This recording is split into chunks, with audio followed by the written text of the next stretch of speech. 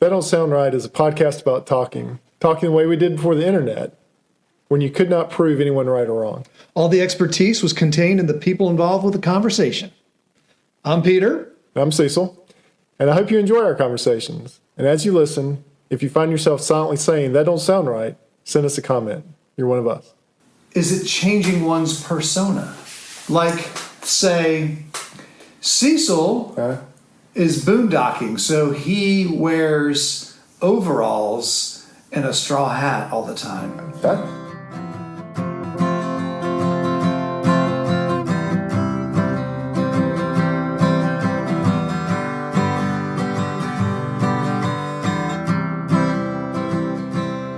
Welcome back to another episode of That Don't Sound Right, a podcast about talking. We're your co-hosts. I'm Peter Billman. I'm Cecil Davis. And we're just trying to have a conversation without using Google or fact-checking online. Those things can so easily kill the conversation. And this time of year is my favorite year, Peter. As I was driving over here tonight, lots of conversations were going on in my head because it's bulky item pickup.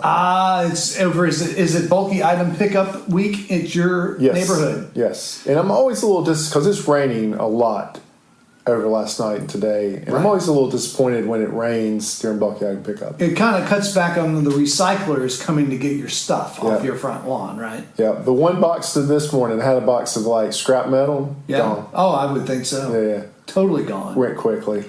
I need to look on the calendar to figure out when my bulky item pickup is. I've had my eye open for some good items. And also last week, I'm sorry we did not wish mothers Happy Mother's Day, but Happy Mother's Day belated. Hope you got your That Don't Sound Right t-shirt from your loved one.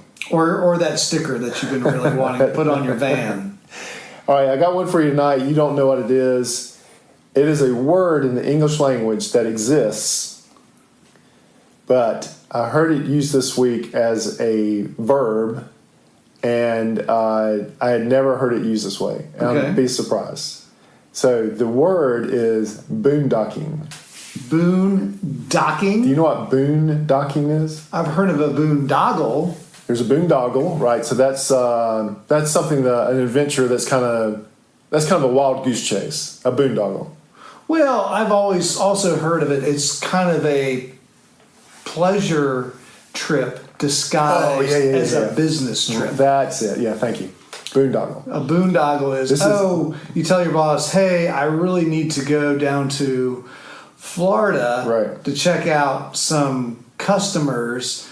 The customers just happen to be on the Palm Coast, and you just happen to have a fishing trip planned at the same time. I have drug companies used to be famous for boondoggles. Yeah, I imagine so. Yeah, not boondoggle. Okay, so this is boondocking. So I've heard of boondock. Boondocks you've heard of. Well, I'm trying to remember where have I heard boondocks? So boondocks is if you're going out to the country.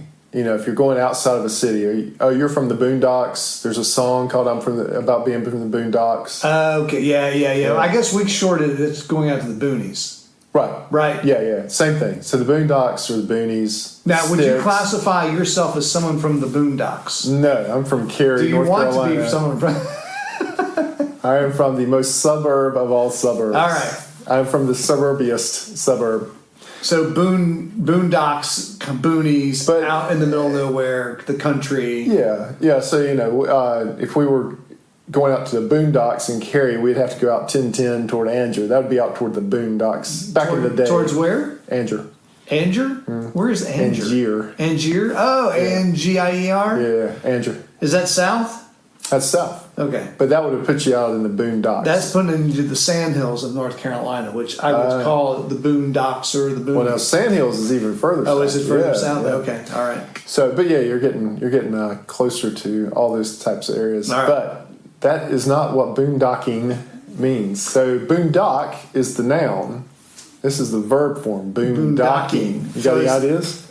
Is it turning a suburban area into more of a country place, or is it changing one's persona?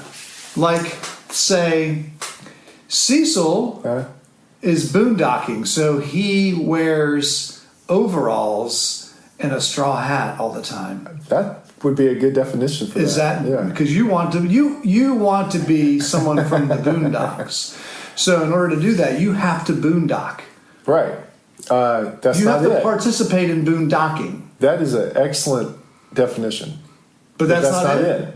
No. That's very sad. So this is a real thing. Like this word exists in this part of our subculture, and it is a real thing. So here it is. You want to know? Or you want to guess? I want to. So am I close? No. I'm not even close. You're not close, and it's even funnier because when you hear what it is, it's slightly related to what you do. So let me ask another follow-up question. You could say that yes, it could actually be very related. Now that I think about it, to what you produce. So is boondocking? Let me ask you a question: is boondocking related to boondock? It is slightly related. Oh, only slightly related. Right. This is what makes it fascinating. Is it related to the word docking? All right. But not in the nautical sense. No. Not in the maritime sense. Well, you kind of gave me a clue. Is it kind of a shipping reference? No, you're colder. Getting colder. Getting colder. Okay. All right. Are you ready for it? All right.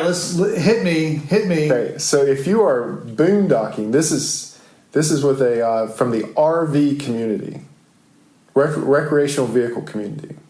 Okay. Boondocking RVs. Yeah, I'm not getting that. Go. Okay, so if you are boondocking in an RV, you are parking your RV somewhere that has no hookups, no sewer, no power, no water. So you're not beside the road necessarily. You could be in a national forest, or like let's say you're out in the Arches or somewhere that's wide open. Could you be in the Walmart parking lot? Yes, you could boondock in a Walmart parking lot. Because there's no connection. There's no connections. Right. As long as you're not doing it illegally. Boondocking is not, you can boondock illegally, but there's a whole boondocking thing that you can do legally. Okay. So you're in a national forest and you just decide to pull down a side road. This would be especially out west. Yeah. Pull down a side road out in the desert, set up for the night, right. But you have no amenities. Yeah. Well, I mean, you do because you have an RV. Well, you have an RV, but you don't have any. You can't. No hookups. Right, but you don't need hookups with an RV. Yeah. Right, you're self-contained. You've got a generator. Yeah. You don't need to plug in. Well, depending on how big you are. Yeah. I mean, yeah. So that's called boondocking. I mean, can you boondock in a van? Yeah. Is that considered boondocking? I think. Well, that's the thing is that I don't know. At what level are you just because it's at what level are you just car camping? Because if I have camped in areas that, or you can camp in areas like if you're in a state forest and you're on a state forest road. Yeah. You can pull off the road at any point and camp. Right. Car camp or tent National camp. Forest too. But I wouldn't have considered that boondocking, but it's not in an established campsite. Right. So this is to boondock. It has to be not just with not hookups, but not in an established campsite. You're just off to the side of the road. And so what you're relating to me in my industry, the heavy truck industry. Right. When a heavy truck pulls off to a truck stop or alongside the shoulder, right. and shuts down for the night, yeah. They are boondocking. I would say. Would you not?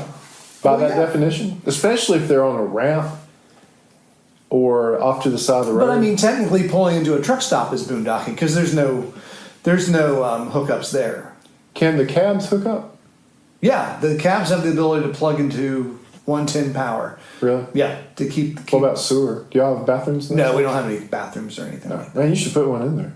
We've tried. I mean, it's the same kind of thing. You basically are standing in your toilet to take a shower. Yeah. You have showers in those things? Well, that whole RV system for a really small RV. Yeah.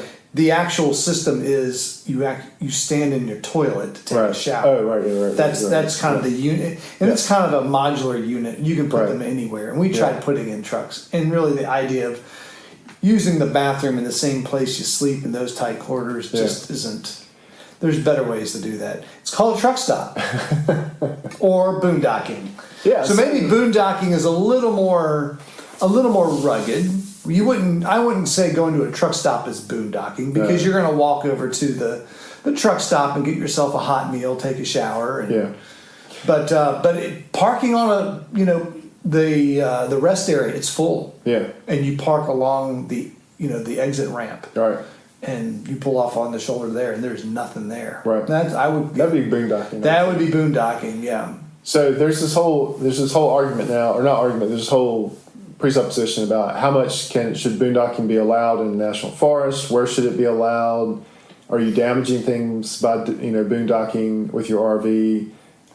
So this is like a whole discussion right now in the subculture of recreational vehicles. Is that right? Yeah. Well, I can imagine that it can cause some issues, but for the most part, I mean, the problem is it's hard to find a decent place to park an RV in those forest roads, right? I mean, it's difficult to find something even remotely level.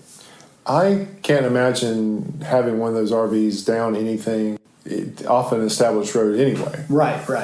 Like, I wouldn't want to be down some Forest Service road with an RV. No, I mean, I'm thinking of something as small as a 20-footer or an 18-footer, one of those conversion van looking things where they put a big RV, they put an RV on it, But yeah, I can't imagine. I would not want to take one of these big even a travel trailer is kind of tricky to take in these back service roads. Yeah. And then, and I don't even think I'd want to boondock in a Walmart parking lot. Well, a lot of people do that just because it's convenient, it's easy to park, and you can run in and use the bathroom and get food and stock up if you want to. And evidently, Walmarts welcome it. Oh, do they? Oh, yeah, they welcome, especially RVs. Huh. They welcome RVs to come and park in their lot, especially, and they got big lots, not using for anything else. And it's a place for RVs to meet up and restock. And guess what? Walmart makes plenty of coin on that. So I'm thinking boondocking must really be off the road. I think boondocking, is an unestablished camping spot with the intention of living there, or at least camping, or at least spending an overnight for a few days with no amenities. All right. So that's boondocking. So on the heels of me learning the term boondocking for the RV industry, I learned the term fly tipping. Well, let's go back to boondocking real quick. Yeah. So how did this conversation come up? Where did you get educated? And what are some future applications of boondocking in Cecil's life? Reading part of an article. Like the first paragraph? Like the first paragraph about this discussion in the RV world about the right to boondock. Oh, all right. So this was kind of an article about... Yeah.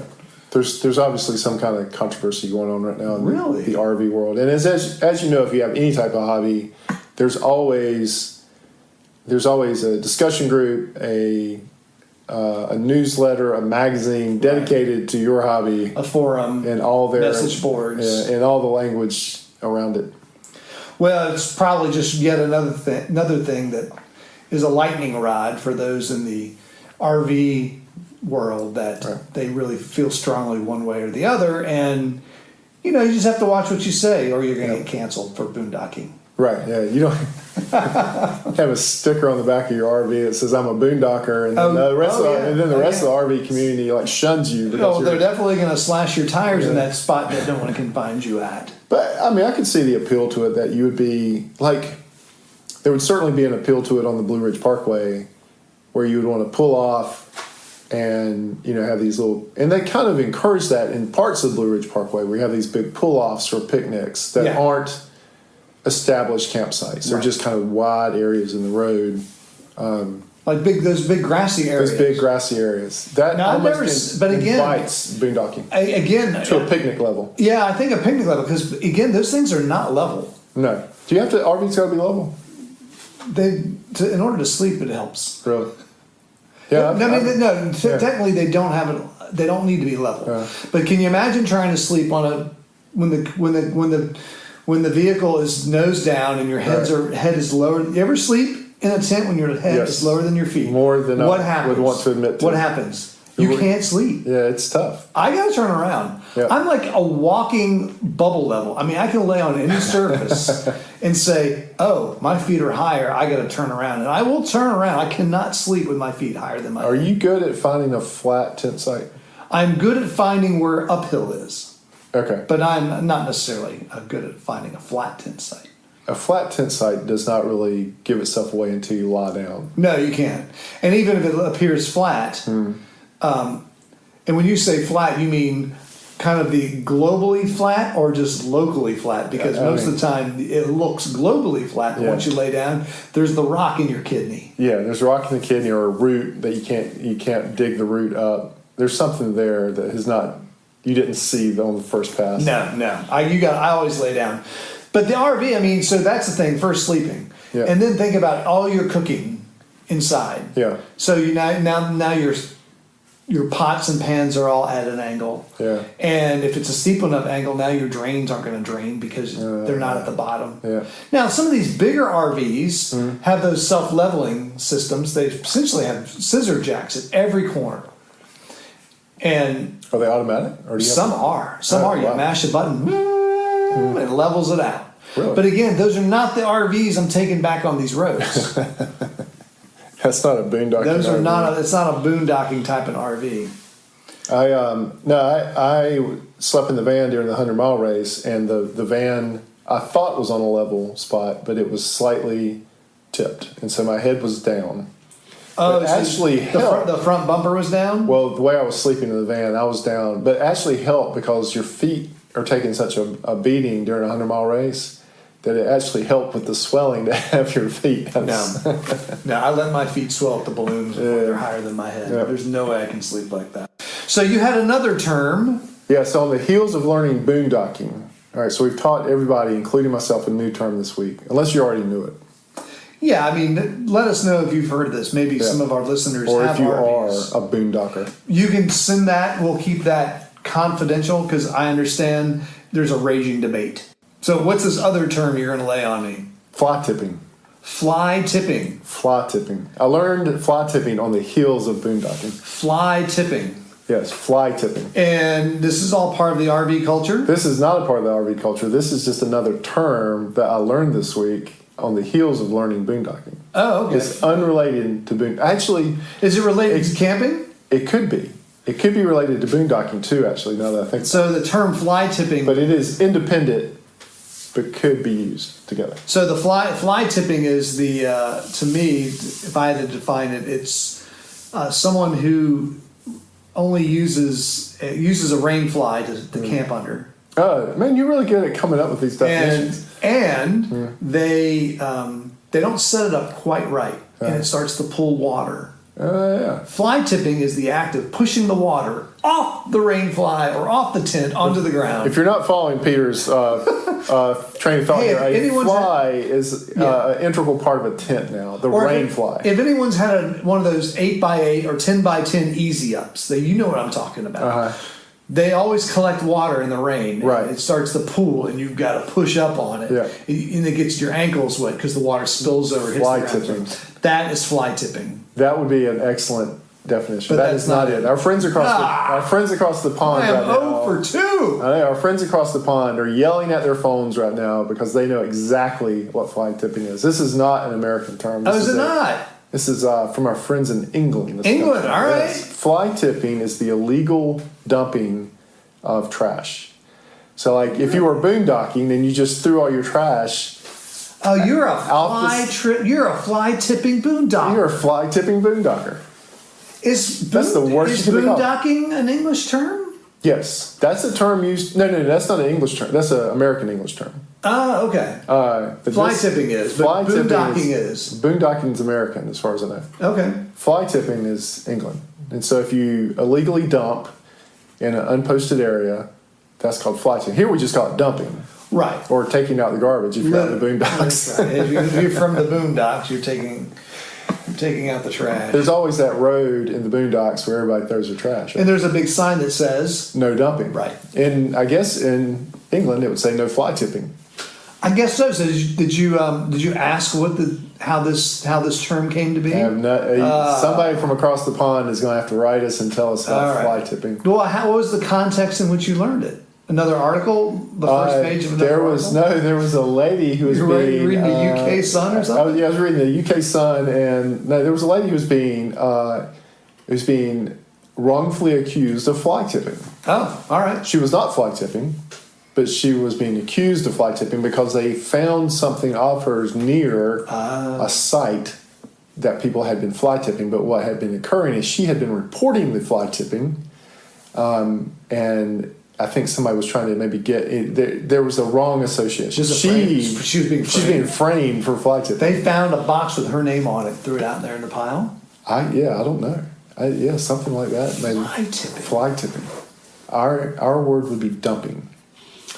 Illegal dumping. So now I wonder if the fly tipping is something to do with the word fly and maybe the insect that flies typically like to be around garbage.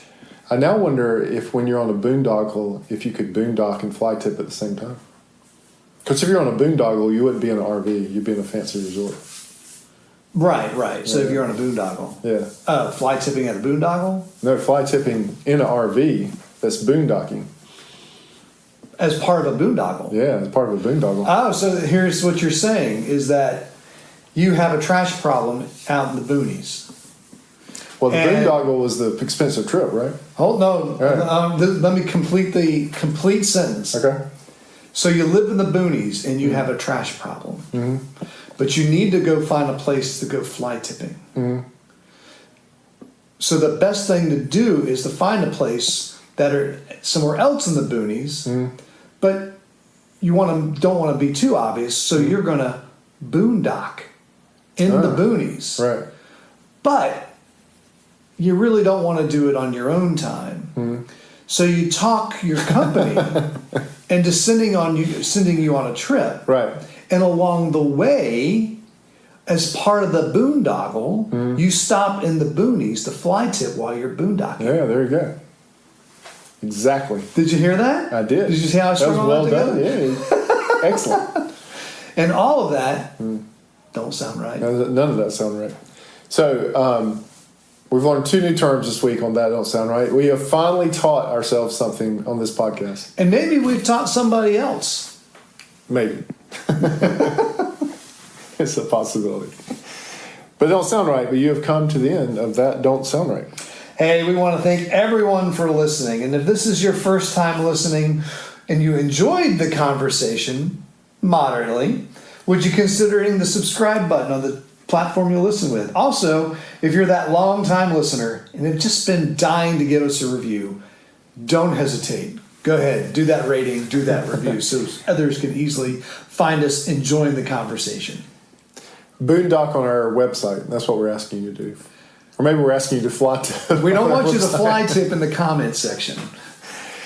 That Don't Sound Right is a production of TDSR Podcast in conjunction with Camel City Studios. I am your co-host and sound engineer, Cecil. Peter is your other host and web designer. Camille is our barista. Emily does our graphic design. Ella does our Instagram. Giorgio tests our merchandise. Brent is our international brand ambassador. I wonder if he's heard about fly tipping overseas. We'll have to ask him. And as always, listener number 1 is Scott. So until next week, keep talking. And stay curious.